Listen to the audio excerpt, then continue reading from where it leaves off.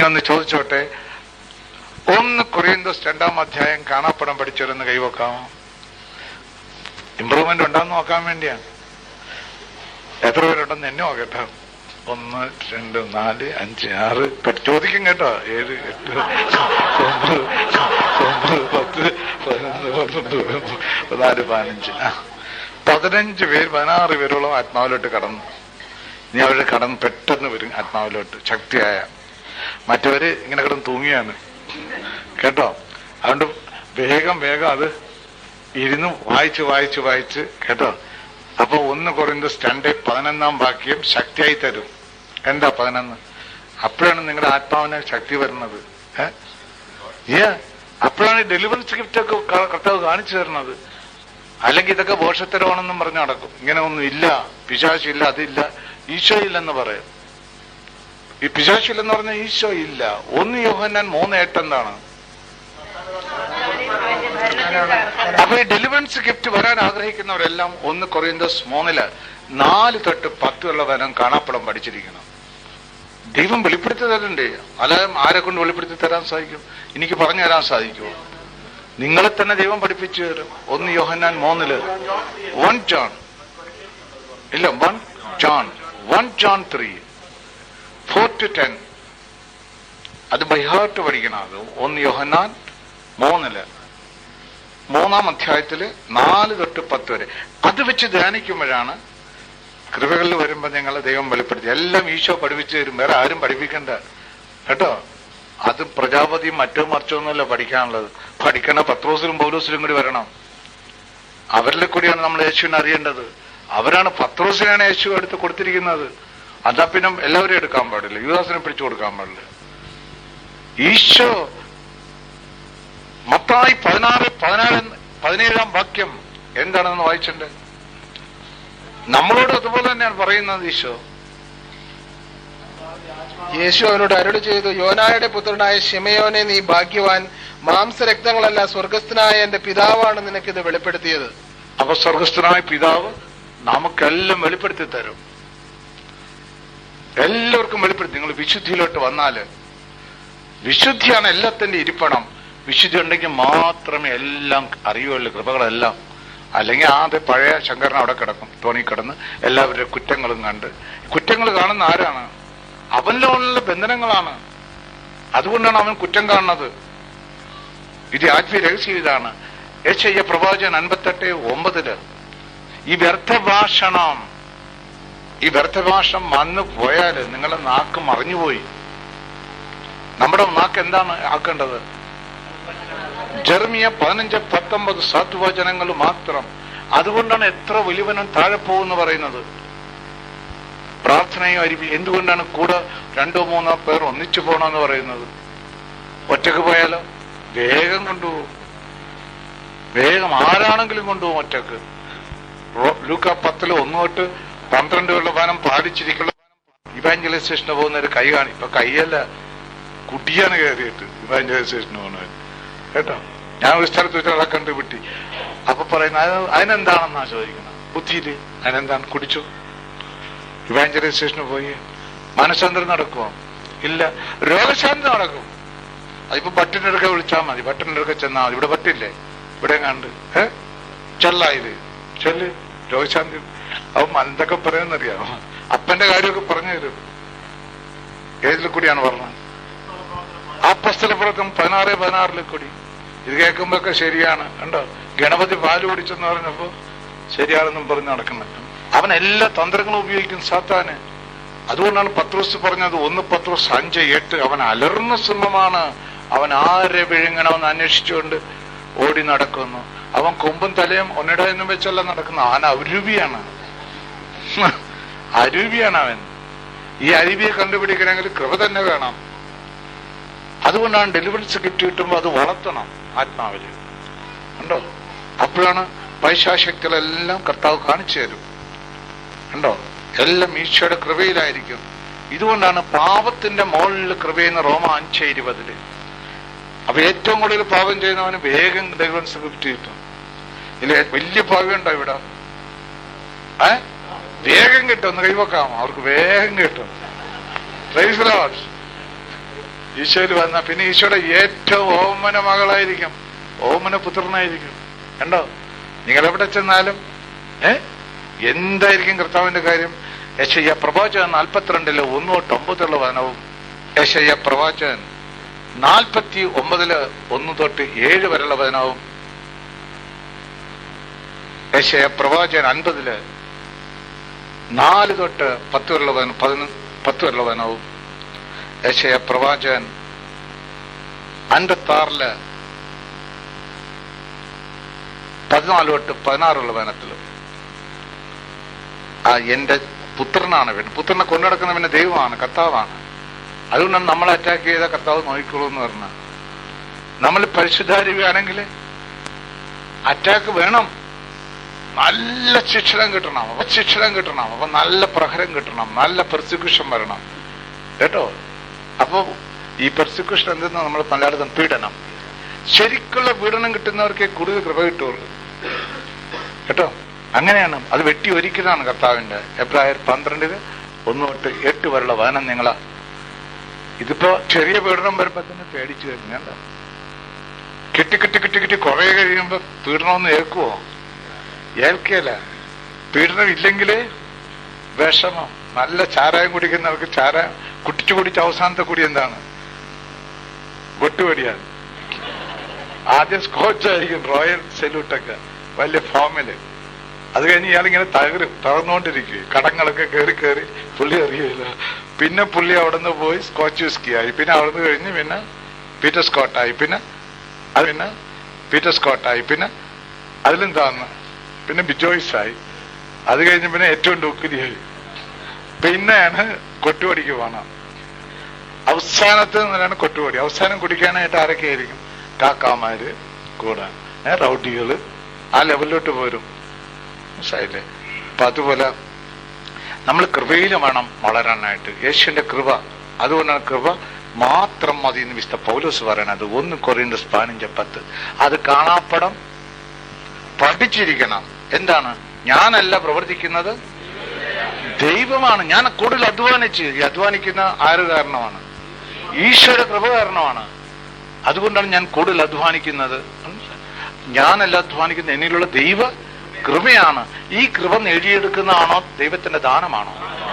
അതെവിടെയാ വചനം? എഫേസോസ് 2:8-9. എഫേസോസ് 2:8-9 ദൈവത്തിന്റെ ദാനമാണ്. ആരും അതിൽ അഹങ്കരിക്കേണ്ടെന്ന്. കണ്ടോ? 1 കൊറിന്തോസ് 4:7 അഹങ്കരിക്കേണ്ട അതിലെന്ന്. ഈ അഹങ്കാരം വരുമെന്ന് ഈശോയ്ക്ക് അറിയാം. കുറെ കഴിയുമ്പോ ഈ 4 കൊല്ലം കഴിഞ്ഞ് കൃപയൊക്കെ കിട്ടി. അപ്പൊ പെട്ടെന്ന് നിങ്ങൾ അറിയപ്പെടാതെ ലോകത്തിലൊക്കെ പേരറിയാൻ തുടങ്ങും. നിയമാർത്ഥം 28:10 നിന്റെ വാമം വഹിക്കുന്നതാകുമ്പോ എല്ലാവരും ഭയപ്പെടും. കണ്ടോ? അതുകൊണ്ടാണ് ഈ പൈശാചിക്കളെല്ലാം ഓടി വന്ന് കാലേ വീഴുന്നത്. അപ്പൊ അവരുടെ വിചാരം കത്താൻ കൊണ്ടുപോകും.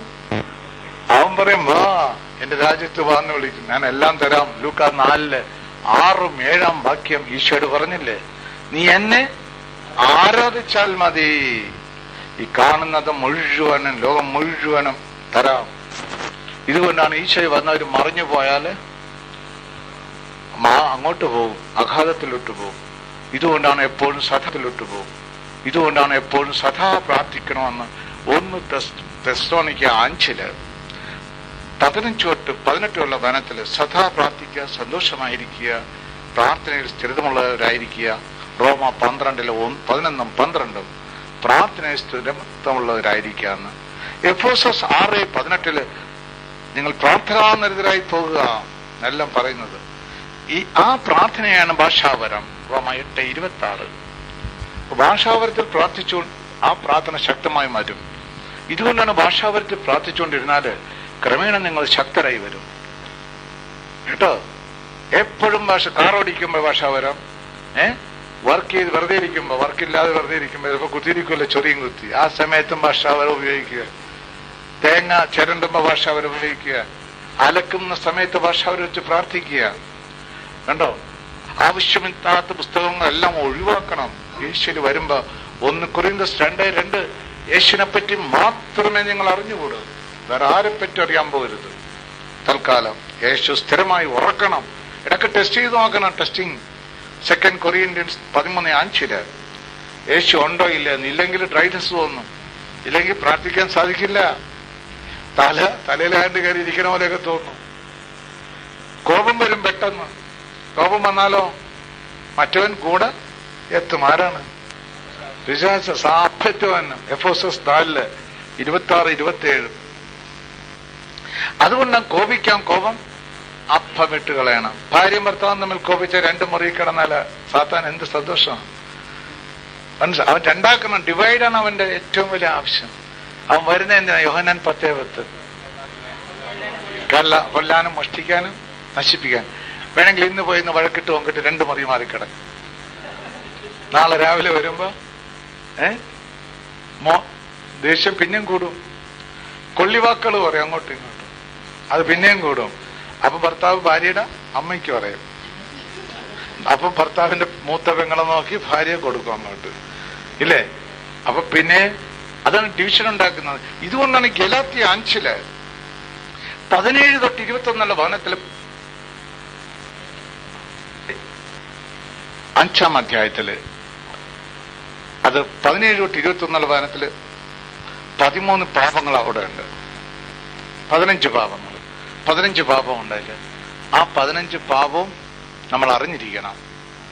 വളരെ പ്രാധാന്യമാണ്. കാരണം അല്ലെങ്കിൽ ആത്മാവിന്റെ കൃപ നഷ്ടപ്പെടും. നമ്മള് ഗലാത്യ 5:22 ആ 9 ഗുണങ്ങളും നമ്മൾ ഉണ്ടാകണം. സ്നേഹം, ആത്മനിയന്ത്രണം, അതെല്ലാം കാണാപ്പുറം പഠിക്കണം നിങ്ങൾ. അതെ, സൗമ്യത, കണ്ടോ, ഇതെല്ലാം കാണാപ്പുറം പഠിക്കണം നമ്മൾ.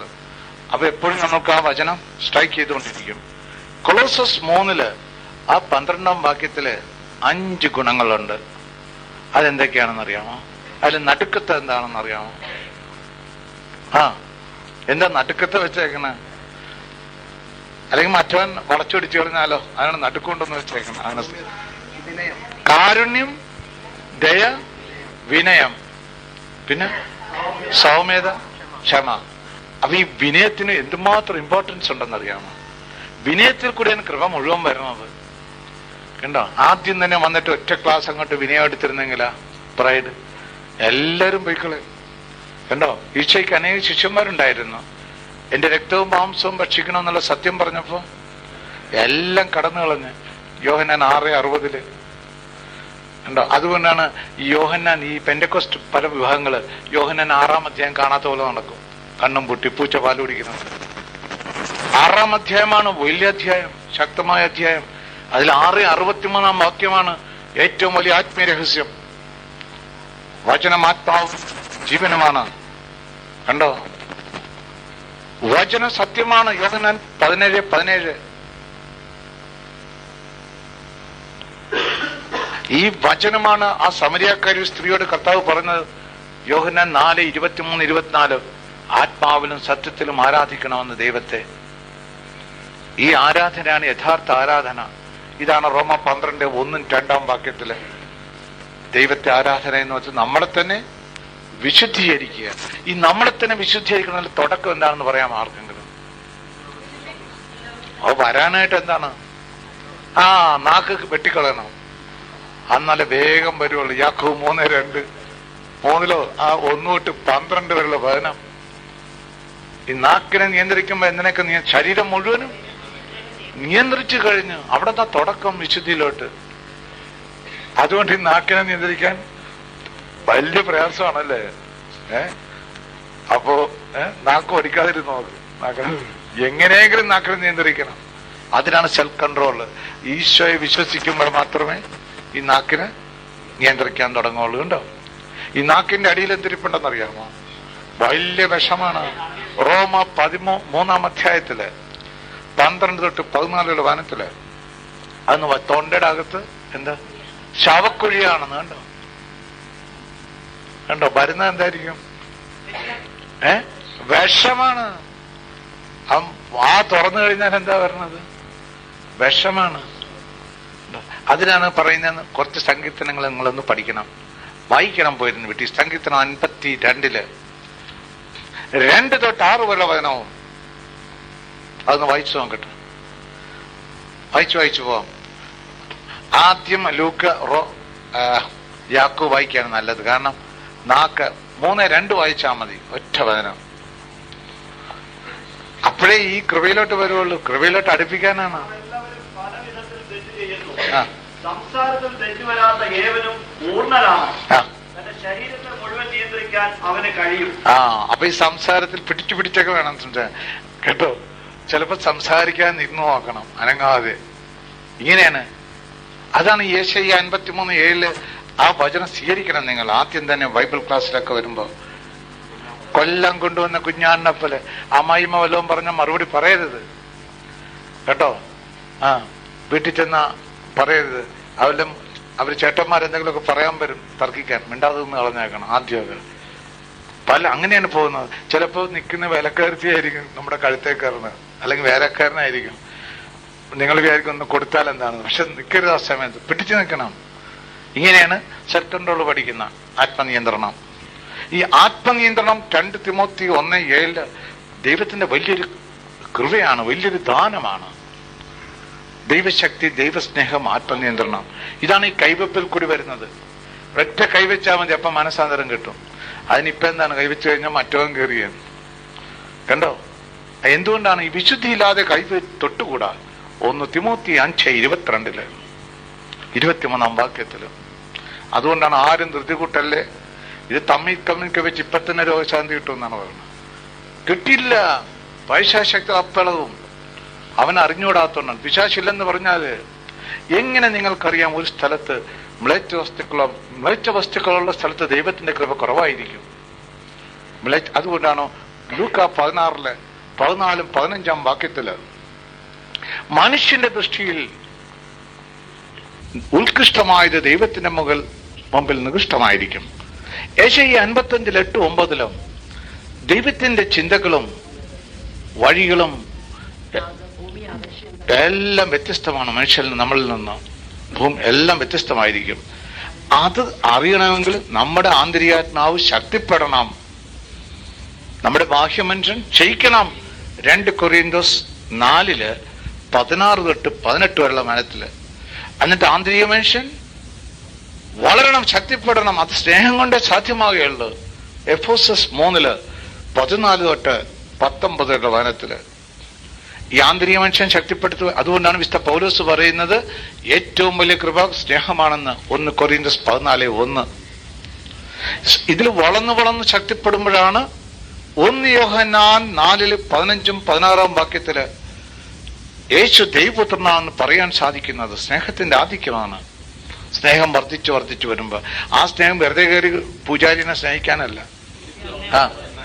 പിന്നെ ഫിലിപ്പിയർ